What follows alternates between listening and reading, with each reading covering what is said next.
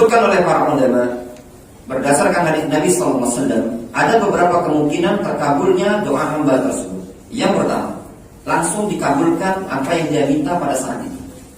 Yang kedua, yadakhiruhullahu yaumal qiyamah, disimpan oleh Allah SWT untuk hari kiamat. Yang ketiga, daf'uhu minal bala, dengan sebab doa tadi Allah SWT menolak dia dari musibah. Itu diantara bentuk-bentuk dikabulkannya doa hamba ketika Allah SWT mengabulkan doa tersebut.